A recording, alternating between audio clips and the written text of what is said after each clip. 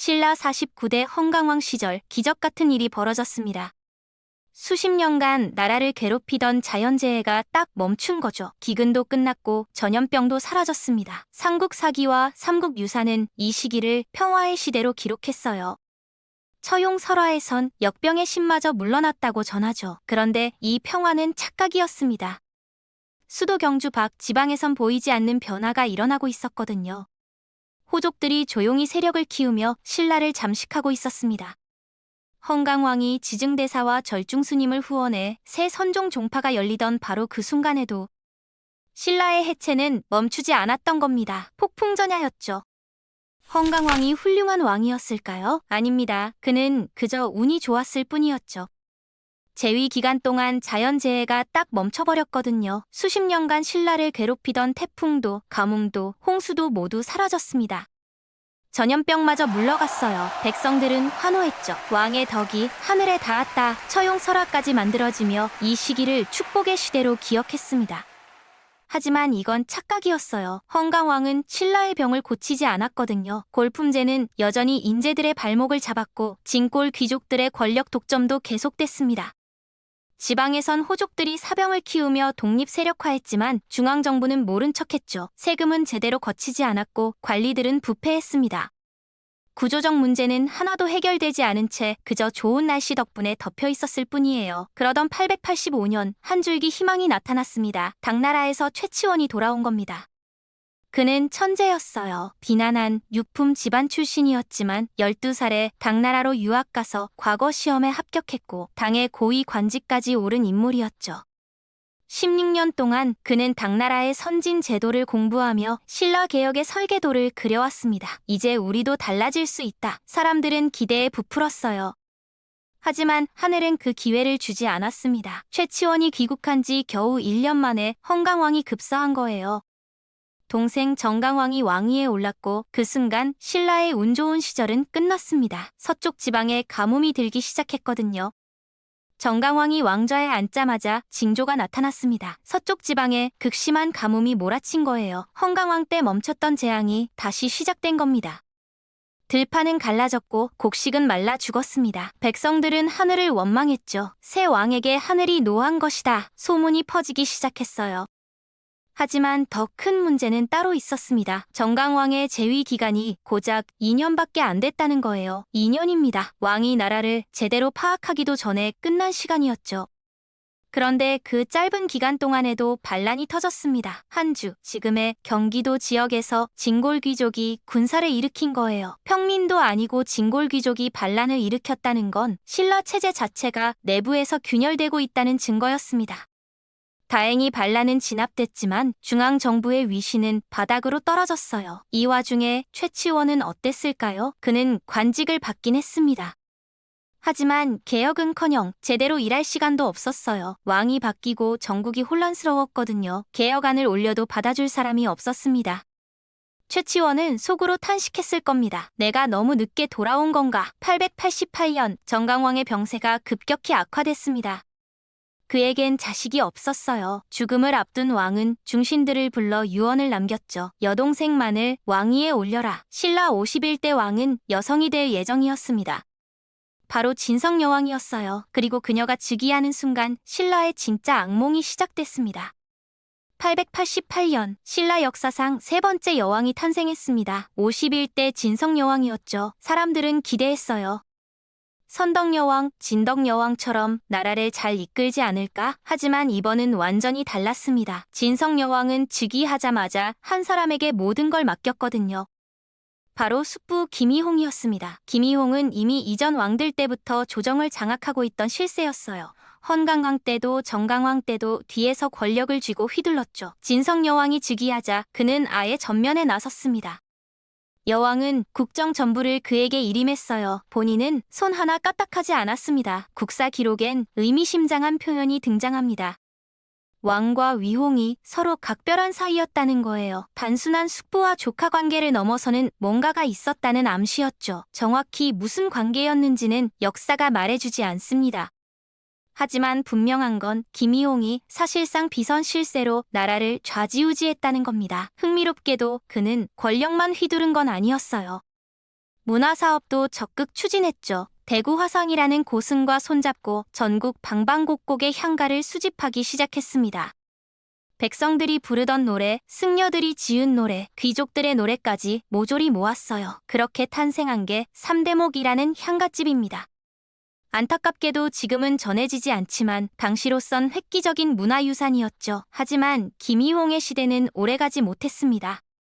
진성여왕 재위 2년째 되던 해 그가 갑작스럽게 세상을 떠난 겁니다. 병사였는지 다른 이유였는지는 기록에 없어요. 확실한 건 그의 죽음과 함께 조정의 기강이 완전히 무너지기 시작했다는 겁니다. 여왕을 지탱해주던 유일한 버팀목이 사라져버렸거든요. 김이홍이 죽자 진성여왕은 완전히 달라졌습니다. 정치에 관심을 끊어버린 거예요. 대신 그녀가 한 일은 충격적이었습니다. 궁궐로 젊은 미남들을 불러들이기 시작한 겁니다. 역사서는 이를 대놓고 비난했죠. 여왕이 정사를 돌보지 않고 미색에 빠졌다고요. 문제는 그 다음이었습니다. 여왕의 총애를 받는 자들이 하나둘씩 고위직에 올라가기 시작했거든요. 능력도 없고 경험도 없는 사람들이 요직을 차지했습니다. 당연히 조정은 엉망이 됐어요. 이들은 권력을 돈으로 바꾸기 시작했습니다. 관직을 원하는 사람들이 뇌물을 바쳤고 받은 자들은 또 그 자리를 팔았죠. 공정한 인사는 사라졌습니다. 실력 있는 관료가 승진하는 게 아니라 돈 많은 사람이 자리를 사는 시스템이 된 겁니다. 상벌 체계도 완전히 무너졌어요. 잘못을 저질러도 총애만 받으면 처벌받지 않았고 공을 세워도 줄이 없으면 인정받지 못했습니다. 중앙정부의 기강이 이 정도로 문란해지니 국가 시스템 자체가 작동을 멈췄어요. 명령을 내려도 제대로 시행되지 않았고 정책을 만들어도 실행되지 않았습니다. 아청꾼들만 득세했죠. 그들은 여왕의 비위를 맞추는 데만 혈안이었고 나라 걱정은 눈꼽만큼도 하지 않았습니다. 이런 부패는 곧 재앙으로 돌아왔어요. 국가 재정이 바닥나기 시작한 겁니다. 세금은 제대로 거치지 않았고 중앙창고는 텅 비어갔습니다. 그리고 지방에서는 불만이 끓어오르고 있었어요. 저런 조정에 왜 세금을 바쳐야 하나? 반발의 씨앗이 뿌려지고 있었습니다. 그리고 마침내 최악의 상황이 터졌습니다. 전국 각지의 주와 군에서 세금을 보내지 않기 시작한 겁니다. 처음엔 한두 곳이었어요. 올해는 흉년이라 내년에 보내겠다는 식이었죠. 하지만 곧 전국적인 현상이 됐습니다. 중앙정부의 창고가 텅텅 비어갔어요. 나라를 운영할 돈이 사라진 겁니다. 조정은 급했습니다. 독촉 관리들을 지방으로 파견했죠. 세금을 당장 걷어 올려라. 하지만 이게 오히려 독이 됐습니다. 지방관들이 이걸 기회로 삼았거든요. 중앙에서 독촉이 왔으니 어쩔 수 없다며 백성들을 더 심하게 쥐어짰습니다. 세금은 2배, 3배로 뛰었어요. 그런데 거친 돈은 중앙으로 가지 않았습니다. 지방관들 주머니로 들어간 겁니다. 백성들 입장에선 미칠 노릇이었죠. 세금은 엄청나게 오르는데 중앙정부는 계속 돈이 없다고 아우성이었습니다. 도대체 우리가 낸 세금은 어디로 가는 거야? 분노가 쌓였어요. 견딜 수 없는 지경에 이르자 백성들은 선택을 했습니다. 도적이 되는 겁니다. 농사 지어봤자 다 세금으로 빼앗기니 차라리 산으로 들어가 약탈하는 게 나았던 거예요.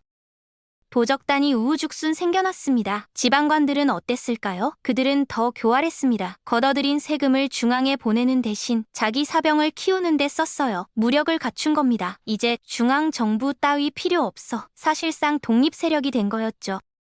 이런 악순환이 반복되면서 신라의 통치력은 완전히 붕괴됐습니다. 수도 경주에서 명령을 내려도 지방까지 닿지 않았어요.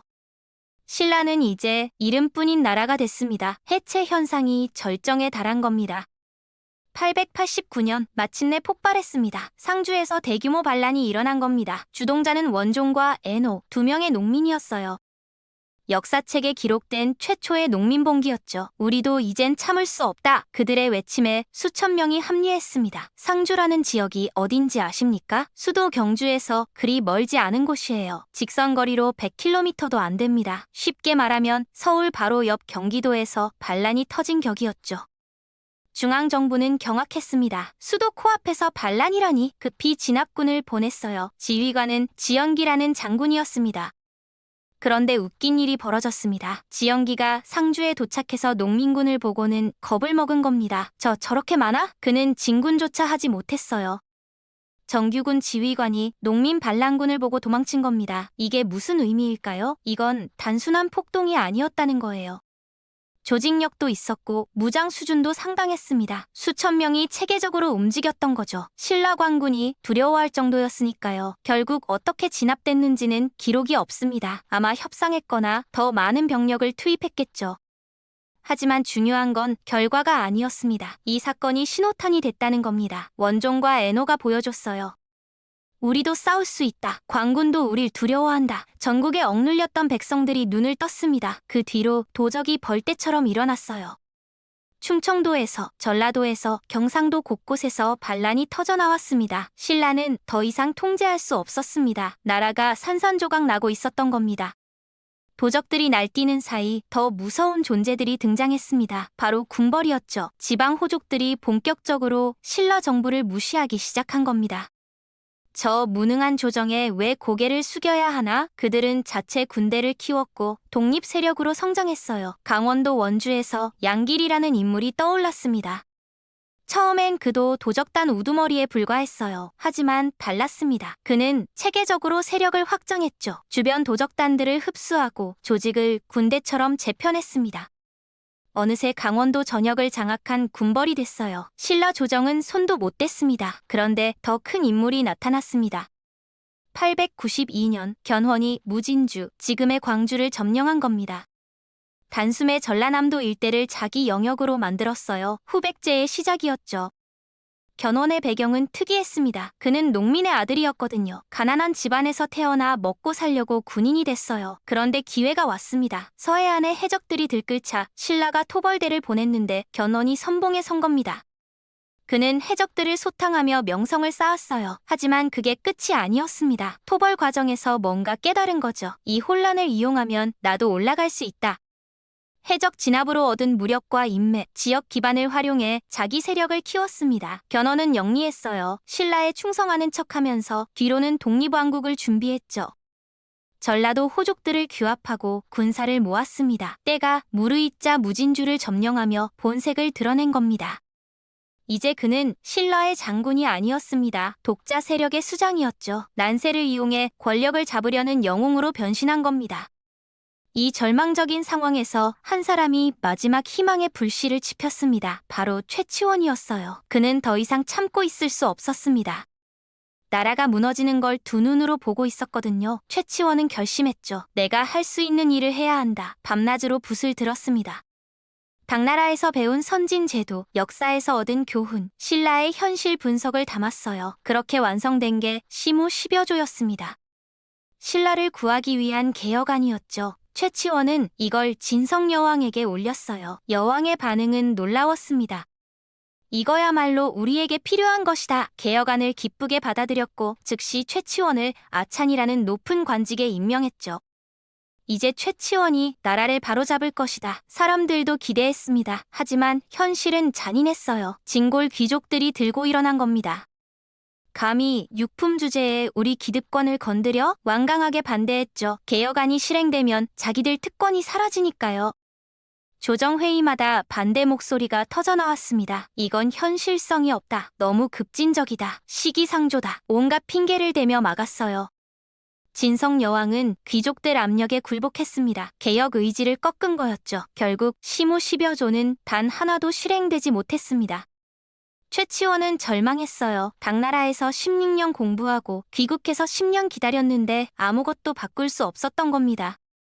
골품제라는 벽은 너무 높았습니다. 육품 출신인 그가 아무리 뛰어나도 진골 귀족들의 벽을 넘을 수 없었죠. 정치적 혼란도 문제였습니다.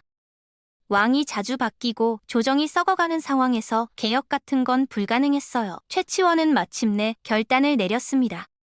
관직을 버리고 은퇴하기로 한 겁니다. 그는 산으로 들어갔어요. 신라에게 주어진 마지막 자정의 기회가 그렇게 사라졌습니다. 최치원이 은퇴한 894년 또 다른 군벌이 태어났습니다. 바로 궁예였어요. 그는 원래 양길의 부하였습니다. 강원도 원주를 거점으로 삼은 양길 밑에서 장수로 활동했죠. 하지만 궁예는 남 밑에서 일할 사람이 아니었어요. 야심이 컸거든요.